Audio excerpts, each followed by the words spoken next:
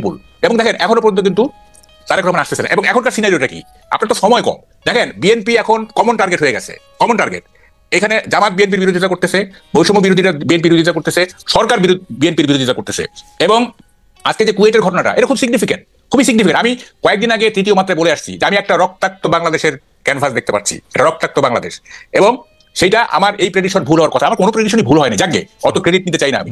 কথাটা হচ্ছে যে একটা রক্তাক্ত বাংলাদেশের দিকে এগিয়ে যাচ্ছে। কামাল ভাই, আপনি একটা কথা, এমন একটা কথা বলছেন যেটা আপনি আসলে আগেও আপনার লেখাটার মধ্যে ইঙ্গিত আছে, কিন্তু আমি এই কথাটার সাথে সাংঘাতিক রকমের দ্বিমত পোষণ করি। আমি মনে করি তারেক সাহেব বাংলাদেশে এখন ফিরে নাই, এটা তারেক সাহেবের চয়েস। উনি কেন ফিরতেছে না সেটা দুদু ভাই কিছুটা হলে বলতে পারবে, কিন্তু বৈষম্য বিরোধী ছাত্র আন্দোলন বা ডক্টর ইউনূস তাকে ফিরতে দিতেছে না, এই ক্লেমটার পক্ষে আপনার যুক্তিটা কি? দেশ চালাতেছে এখন বিএনপি, প্রত্যেকটা জায়গায় চাঁদার থেকে শুরু করে সচিবদের মধ্যে বিএনপির সালাম না দিয়ে সচিব হতে পারছেন কেউ? শুনেন বিএনপিকে না, আমি আমার একটা হচ্ছে যে আপনি একটু অন্যভাবে বলছেন, সরকারি সবকিছু দখল করতেছে জামাত, আর বেসরকারি জিনিস দখল করতেছে না, জামাতের কাছে গেছে হচ্ছে স্কুল কলেজ, না অন্যান্য ক্ষেত্রে গেছে। যাই হোক, এখন সেটা কথা না, কথাটা হচ্ছে যে এই মুহূর্তে যদি তারেক রহমান বাংলাদেশে আসে, হ্যাঁ, তাইলে মানে উনি পুরো জিনিসটা ওনার গ্রিপে চলে আসবে, হোল নেশন তার পিছনে চলে যাবে। তারপরও কেন উনি আসতেছেন না, কি কারণে?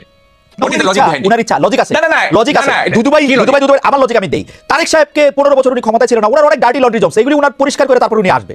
উনি আগে কেন? না শুনেন, দেখেন 5ই আগস্টের পরে তারেক রহমান যে ধরনের মানে ভূমিকা নিছেন, যে ধরনের বক্তব্য দিচ্ছেন, ওনার ইমেজ অলরেডি মানে কি বলে যে পুনর্বহাল হয়ে গেছে।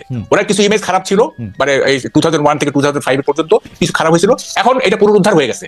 এখন আর উনি কেন ওয়েট করবেন, আমি তো এটি বুঝতেছি না। হ্যাঁ, উনি একটা ডেমোক্রেটিক পার্সোনালিটির ইমেজ ডেভেলপ করছেন এই গত 6 মাসে। উনি শান্তিপ্রিয় একজন নেতা হিসেবে নিজেকে মানে এস্টাবলিশ করছেন। উনি মানে এই সরকারকে সবসময় সহযোগিতা করার উনি মানে দিয়েছেন, নেতা কর্মীদের বলতেছেন এই সহযোগিতা করতে, তারপর উনি আসবেন না। দিস ইজ প্যারাডক্স, এটা আপনি বললে হবে না। দেখেন আমি ডাকসুর ডিবেট চ্যাম্পিয়ন, আমাকে উল্টাপাল্টা লজিক দিলে কিন্তু আমি পারবো না। আচ্ছা মাহকাল ভাই, আপনার লজিক আমার কাছে অসাধারণ লাগছে, আমি এটা একটু দুদু ভাইয়ের কাছে জিজ্ঞেস করি।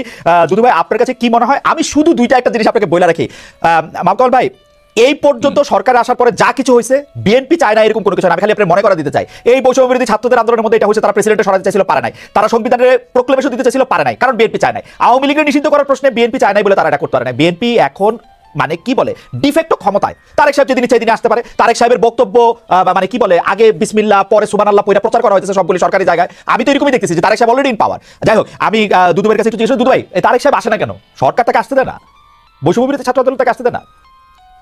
কামাল ভাই অনেক বড় সাংবাদিক, অনেক বড় চিন্তার এবং অনেক বিচক্ষণ ব্যক্তি। তো সেই হিসাবে কামাল ভাই যেসব কথাগুলো বলেছেন, গণতন্ত্রের একটা সৌন্দর্য আছে। আমি একাও যদি একটা বিষয় ভাবি, সেটা আমি বলতে পারি, ভাবতেও পারি, চিন্তাও করতে পারি।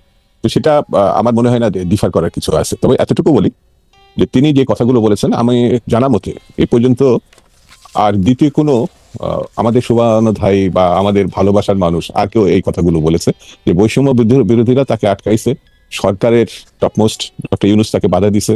এই কথাগুলো বোধহয় আপনার অনুষ্ঠানে যদি না আসতাম আর কামাল ভাইয়ের কথাগুলো না শুনতাম, তাহলে আমার একটা গ্যাপ থেকে যেত।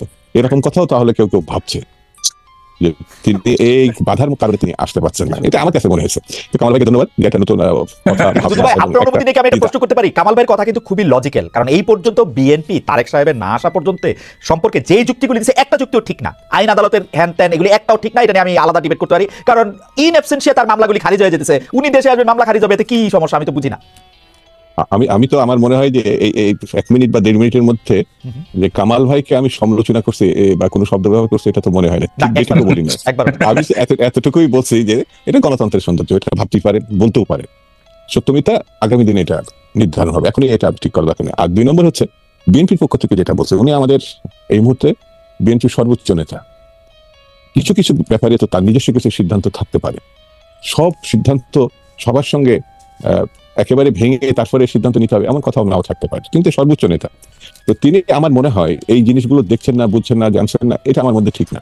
এবং তিনিও ফিল করছেন, এই যে যেটা কামাল ভাই বললেন যে তার সম্বন্ধে কিছু নেগেটিভ কথা ছিল, ধরেন 2 থেকে 5 পর্যন্ত, সেটি এখন শুধু মানুষ অবিশ্বাসী করে না, সেটা কাটিয়ে তিনি জনপ্রিয়তা, আমি বলবো আমার নেতা বলে বলছেন, যতগুলো বিবৃতি, বক্তব্য, উপস্থাপনা সবগুলোই গ্রহণযোগ্য পর্যায়ে তিনি নিয়ে গেছেন। তার গ্রহণযোগ্যতা যে পর্যায়ে এখন বর্তমানে, এটা কামাল ভাই নিজেও বলেছেন, আমি তার সঙ্গে এটা একমত।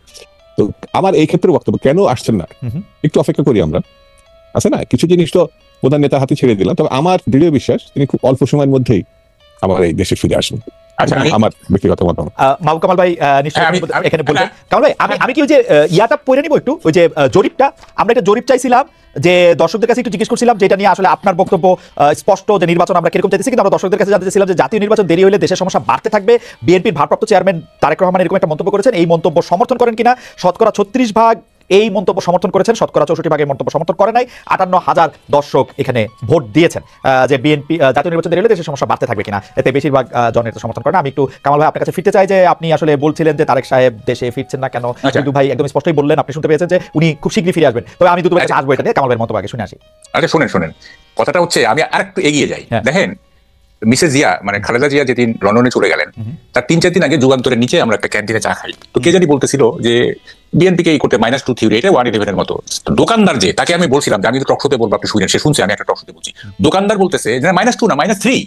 তারপরে -3 মানে -3 আবার আসলো থেকে বলে যে তারেক জিয়া, খালেদা জিয়া, শেখ হাসিনা -3, মানে সে বলতে চায় খালেদা জিয়াকে আসতে দেওয়া হবে না। আমি এটা আই ডো নট এন্ডোর্স, সে বলতেছে আর কি, দোকানদার, কিন্তু সে এইভাবে সে ভাবতেছে। যাই হোক, এখন দেখেন মানে বিষয়টা কোথায় গিয়ে দাঁড়াইছে, এই যে মানে স্থানীয় সরকার আগে না কি বলে যে জাতীয় নির্বাচন আগে, এইটাতে যে এই যে গভর্নমেন্ট উপদেষ্টারা বা গভর্নমেন্ট যে স্থানীয় সরকারের পক্ষে নিল, মানে এটার পক্ষে থাকলো, এটার কারণটা কি?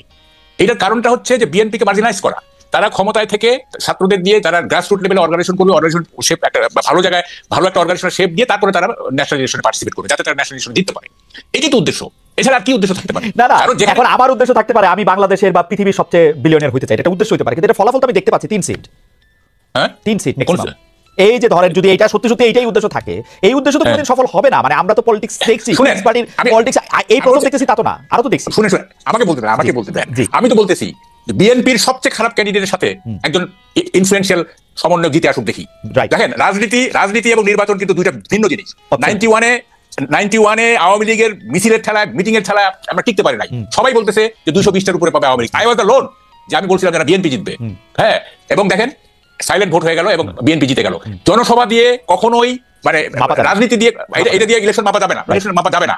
তো ফলে এই যে তারা শ্রম দিচ্ছে না, এই যে এত শ্রম দিচ্ছে এবং এর পিছনে বহু টাকা যাবে, বহু টাকা মানে চাঁদা দিবে লোকজন, ভালোবেসে